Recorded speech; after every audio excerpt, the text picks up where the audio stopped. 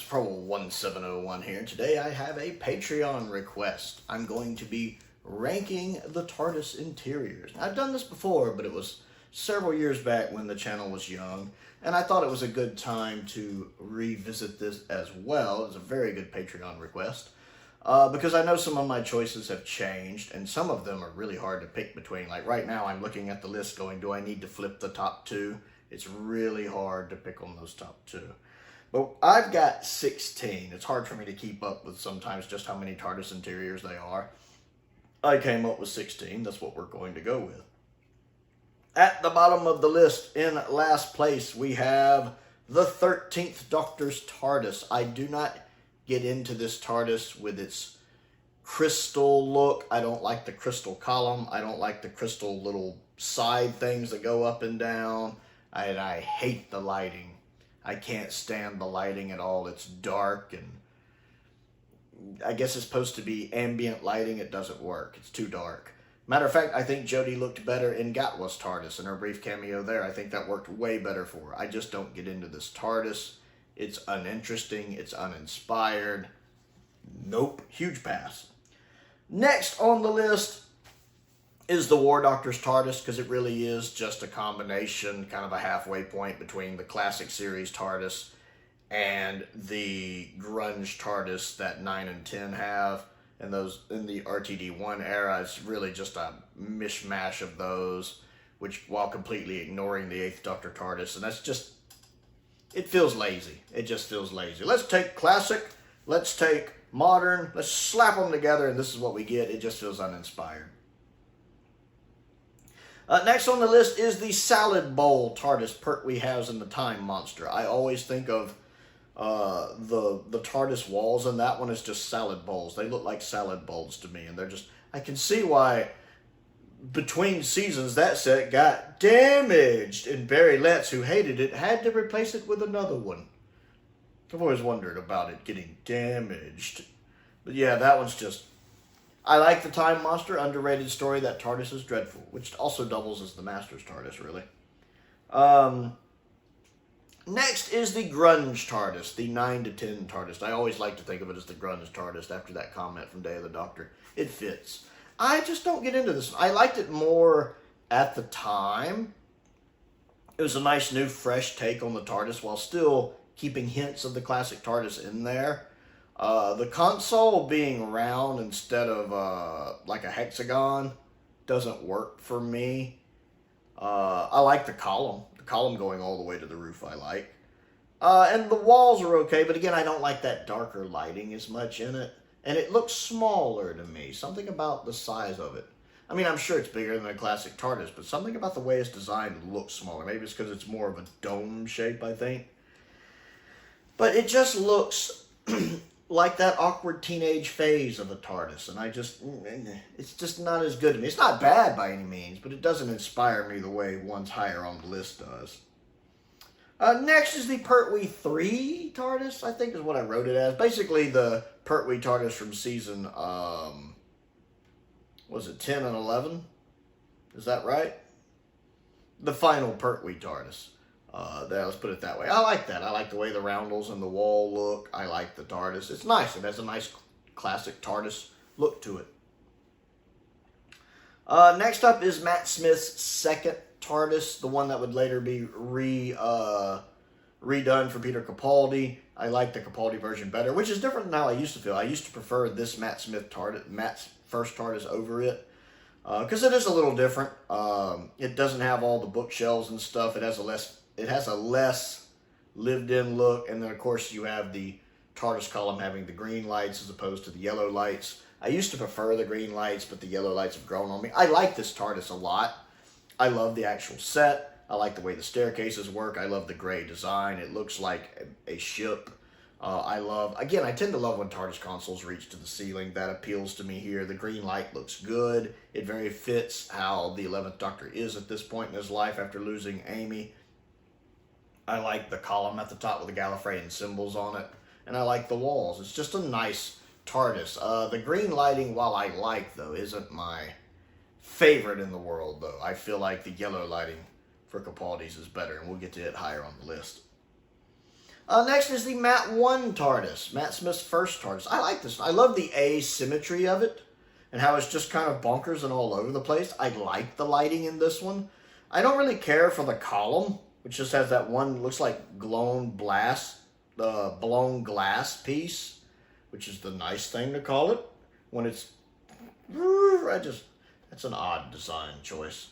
But I love all just the random buttons on the console, just all the random stuff in the phone. I just love that. It looks like everything and the kitchen sink thrown in there.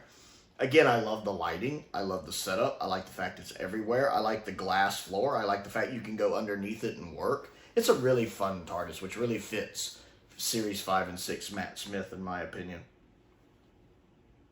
Next up is the 1415 TARDIS. I like the 14th Doctor, 15th Doctor TARDIS. It's very big. I like the ramps on it. I like the coloring. I like the fact the lights can do all the different things. It being massive is nice. Even the jukebox I enjoy. It doesn't need to be there, but I enjoy it. I like this one. It feels like a modern take on the classic TARDIS. And it's a lot of fun. I like how roomy it is. It has a good atmosphere to it, to me.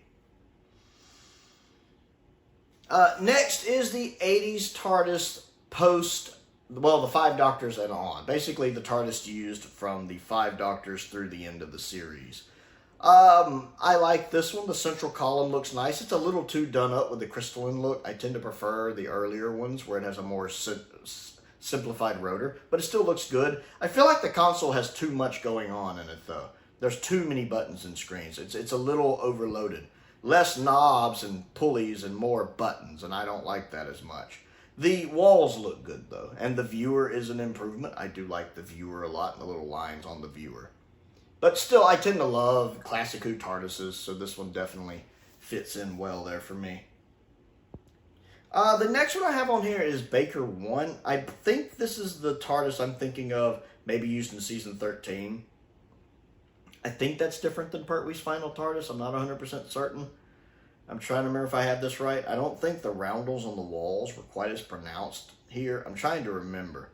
I remember liking this TARDIS, especially the iconic scene from Pyramids of Mars at the beginning. It's a wonderful shot. I love this TARDIS. It's a really good TARDIS. And it could arguably even be up at number 1. Some of these TARDISes right up here, these really shuffle around in the top. But I like it, partially probably because of that iconic shot from Scenes and in Planet of Evil. It's really nice, and I have to remind myself, it is different from the Season 15 TARDIS, the one we get from Season 15 onward. But I don't really think about it when I'm watching it. It's only when I'm doing a video like this, I'm like, oh yeah, those are different. But I remember liking the roundels, I like the console, and the more simplified rotor. That really appeals to me. Next up is the, what the heck did I write? The Fugitive TARDIS. I love the Fugitive Doctor's TARDIS. This is another version of a modern take on a classic TARDIS, while still trying to keep the classic look of it. This is, you know, if the Gatwa TARDIS is a modern take on a classic TARDIS that splinters off this way, Fugitive is a modern take on a classic TARDIS that goes this way. It's really nice. I love her TARDIS. It really is. What if Doctor Who was made today, but they really wanted to keep it in line with a classic TARDIS? This is a great way to go. I like her TARDIS, just like I kind of like the TARDISes that Jodie uses in The Timeless Children that have a classic TARDIS look. I like the blue lights to it. I like her console. I really wish we got to see more of the Fugitive Doctor TARDIS. Next on the list is the Peter Capaldi TARDIS. I like this one more than when Matt was using it, because one, I like the yellow lighting. The lighting actually works really well for this TARDIS. I loved the additional bookshelves and stuff to give it a little more of a homey look, a little more of a lived-in look, to kind of remind you it's not just his transportation, it's his home. And just this TARDIS fits Capaldi. Just everything about this TARDIS really fits its Doctor. It's comfortable, it's roomy, it's not too big, it's not too small, it's just the right size. I'd say it's my favorite of the modern series TARDISes. Next up is the 60s TARDIS. I don't know how much really changed between Hartnell and Troughton in the TARDIS, but I just combined them together. I know you see a little more machinery, I think, in Hartnell's TARDIS, where he can press buttons and do stuff. But I like this TARDIS. I mean, this is the TARDIS that started it all, and it's a great design. I love the central column.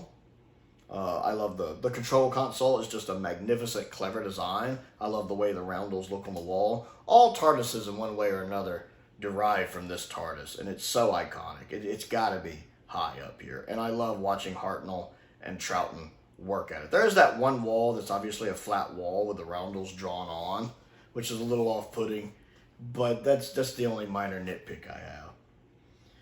Number 3 on the list is the TV movie TARDIS. I love this TARDIS. This is the TARDIS, if I had a TARDIS, this is the room I would want.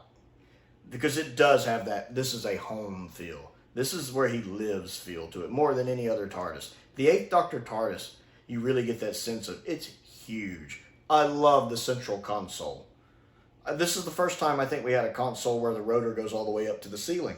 And I love that. And the way it does the things in the middle when it's working, I love that. And I love that we've had that back a couple times in the modern series. I love when the central rotor goes all the way up and does that. And then the console still has that old school look with knobs and switches and that nice little callback. I love all of the clocks. I love the record player. I just love the fact this feels like home. And even the little girders, the metal girders around the console look good and fit that TARDIS.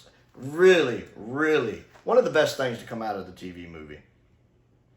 Number 2 and number 1 are practically a tie. It's really hard for me to choose between them. Number 2, I put the season 14 TARDIS, the backup TARDIS. I love this room. The wooden paneling. I love the view screen. I love the kind of stained glass, almost church-like designs of the roundels that are around the view screen. The only thing that really holds it back is that the central console is a little scaled back, and I wish the central console had a little more oomph to it. I like it, but I wish it had a little more oomph, like an actual rotator really moving with it. But I like it. I wish we got to see more of it. We don't see enough of it. I like the smaller nature of it, and I love that. I like that it's brown. It's a nice shade of brown. I'd feel very comfortable in the season 14 TARDIS. And then in first place, I have the Baker 3 Davison 1 TARDIS, basically the one used from season 15 all the way through Enlightenment. That's my personal favorite. Again, it looks like the traditional Classic Who TARDIS room. I like the way the roundels look in it. I like the little columns between the walls. I love the TARDIS console. Again, the more simplified time rotor. I like that time rotor. I like that the console still has a lot of its knobs and fancy stuff on it. I like the view screen here, the door leading away. This is the TARDIS I'm most comfortable in when I see it. It's comfort food for me when I see it. And I'm like, I'm home. I like that. I'd rather live in McGann's, but I feel most comfortable when I'm watching this one. It's just an amazing TARDIS. It's kind of, when I think of the TARDIS, this is probably the first one that pops in my head. Well, really, a classic one that looks like that in general. Like, I suppose it could be several of them. But this one's probably my favorite. So I want to know what you think of my list and which ones you would pick and how you would rank the TARDIS interiors. Comment down below and let's talk about it. Don't forget to click the like button and the subscribe button as well. Again, this was a very nice Patreon request, which I enjoyed making. And if you would like the opportunity to have Patreon requests, there's a link to my Patreon down below. Different tier levels get different requests per month. Check that out. I want to give a shout out to some of my top tier patrons, Colin Coney, Sam Venning, Finn Perkins, and Unknown289. I appreciate their support, as I do the support of all of my patrons. And a huge shout out to Craig. He's my patron who made this request. I also have a P.O. box if there's anything you want to send me to look at and review. A link to my Amazon wish list is down there. A link to my Amazon UK wish list is down there as well. Check those out. Most importantly, thank you for watching.